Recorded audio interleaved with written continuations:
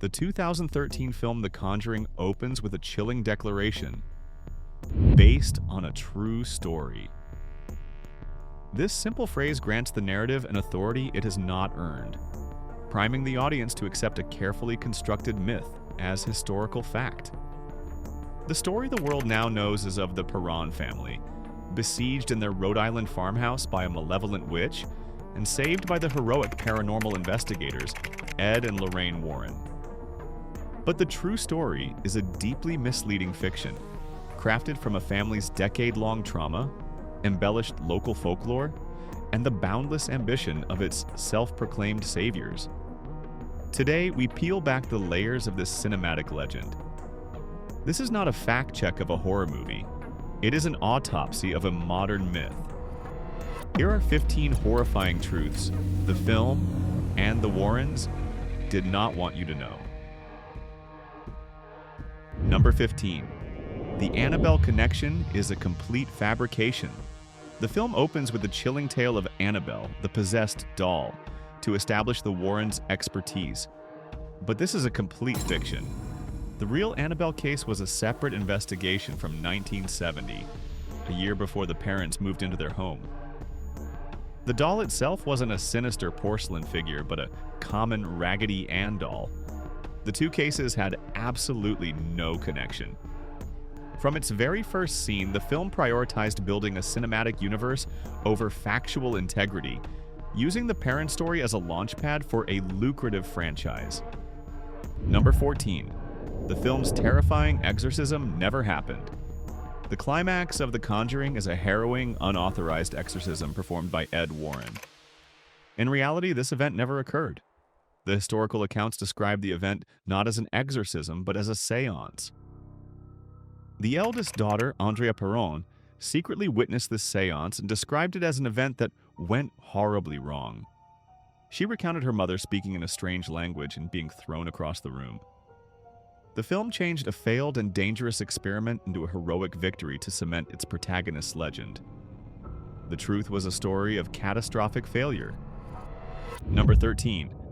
The haunting was a 10-year ordeal, not a Hollywood sprint. The Conjuring presents the haunting as a relentless assault over a short period. The reality was a far more complex, decade-long affair. The Perron family lived in the house from 1971 until 1980. The phenomena they reported were a slow burn of strange occurrences, ranging from benign to malevolent.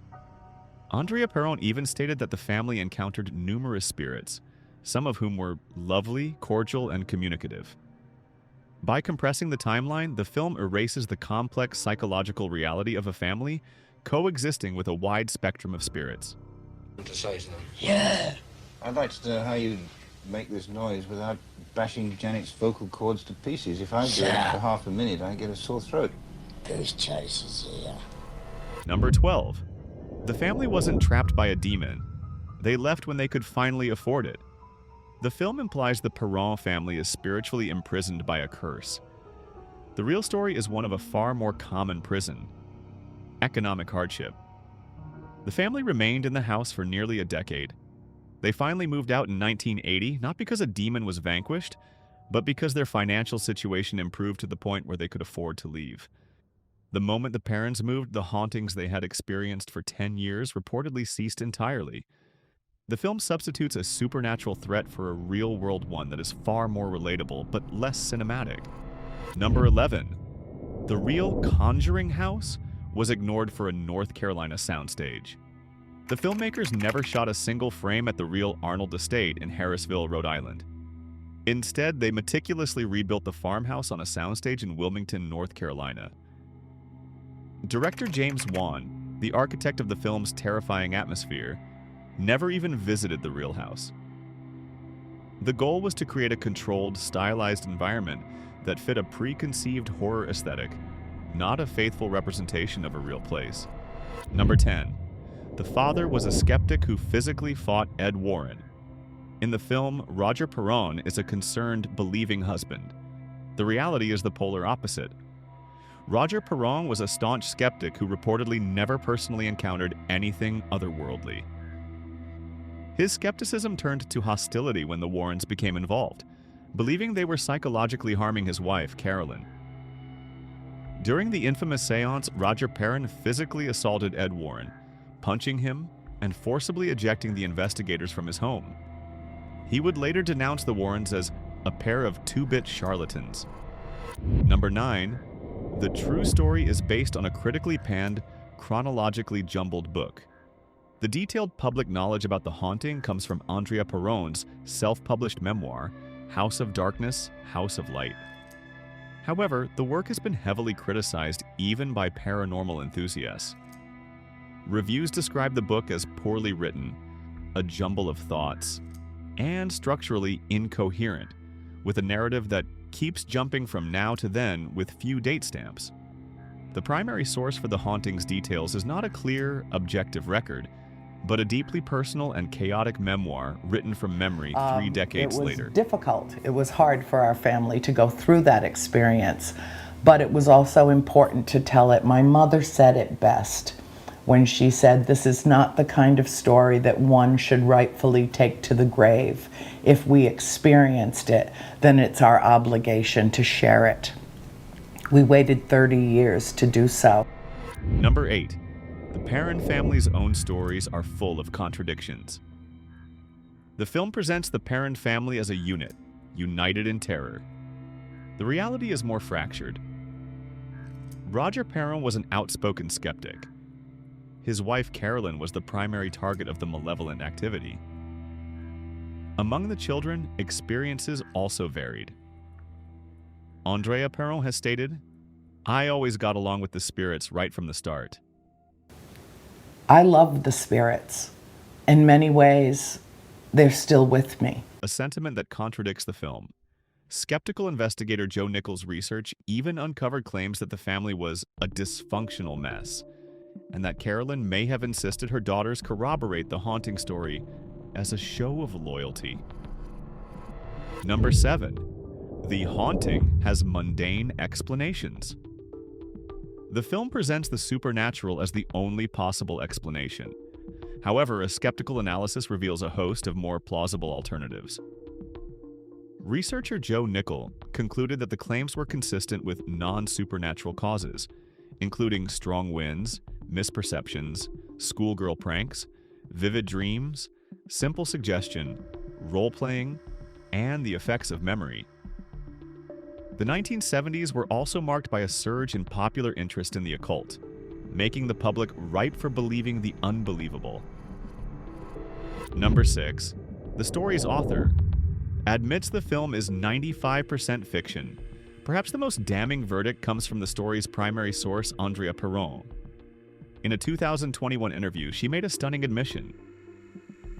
Even though The Conjuring is an excellent film for what it is, it's about 95% fiction and about 5% hard truth.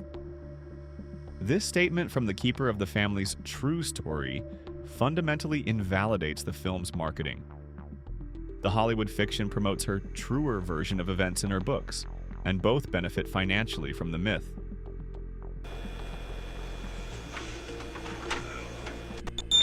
Here we go. I could pretend that I was brave, but at this point, pretty nervous. I didn't know what to expect in here. The camera has seen a little more detail than I could with my eyes. Number 5. The film's villain was a real woman whose reputation was sacrificed for a ghost story. The film portrays Bathsheba Sherman as a satanic witch who murdered her child. This is the character assassination of a real historical woman. The horrific accusations against her are based solely on unsubstantiated local folklore. She was brought to trial for the death of an infant in her care, but was acquitted due to a lack of evidence. Historical records show that Bathsheba Sherman never even lived in the house the Perrons occupied. In a shocking turn, Andrea Perron herself has since recanted this part of the story, stating that she now believes Bathsheba was wrongfully accused. There is a malignant presence in this house. Her name is Bathsheba. Well, The Conjuring portrays Bathsheba as the villain. I don't think that anything could be further from the truth. I don't believe that she was the offending spirit in the house. This has not stopped the real-world consequences. Bathsheba Sherman's actual 19th century grave has been repeatedly vandalized by fans of the film. Number 4. The Warrens were widely condemned as dangerous frauds by paranormal experts. The films portray the Warrens as the world's foremost paranormal investigators. In reality, they were widely condemned by skeptics and even their peers. Investigators from the New England Skeptical Society investigated the Warrens' work and concluded it was all blarney. They accused the Warrens of not conducting good scientific investigation and instead adhering to a predetermined conclusion. Other researchers have labeled the couple paranormal grifters and dangerous frauds running a long-term con job. This is the room occupied by the 13-year-old girl and the 16-year-old girl. Most of the phenomena that occurs in this room seems to happen in and around the closet area, although in this room we have had the disappearance and reappearance of personal objects of the two teenage girls.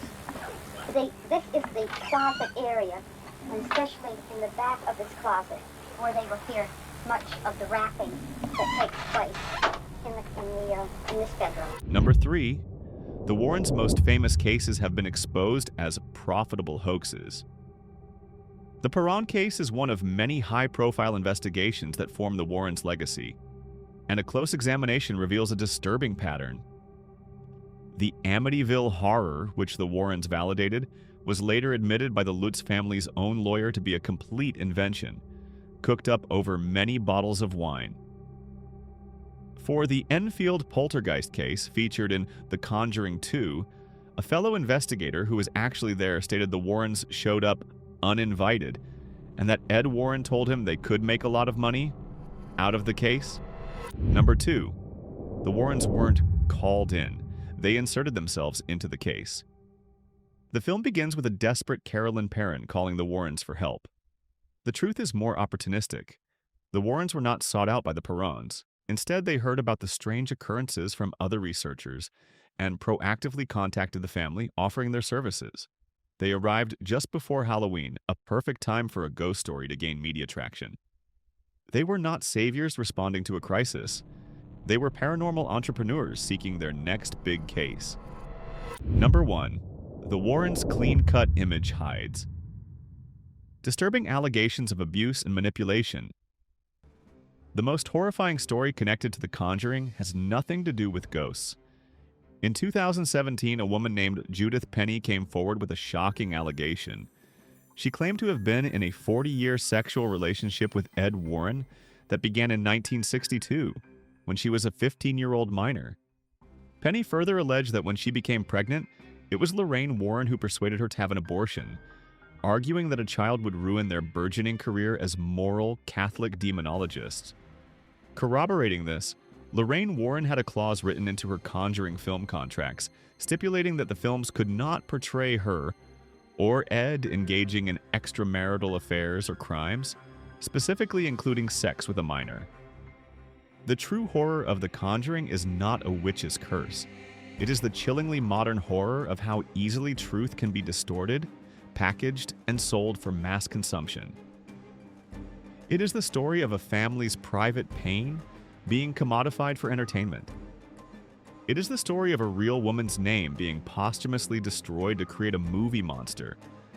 And most disturbingly, it is the story of how two charismatic individuals allegedly built an empire on the fears of the vulnerable, all while hiding their own profound secrets behind a veneer of righteousness. The film asks its audience to believe in demons. This investigation asks us to look more closely at the people telling the story. In the end, the most terrifying entity is not what lurks in the shadows of an old farmhouse, but what hides in plain sight.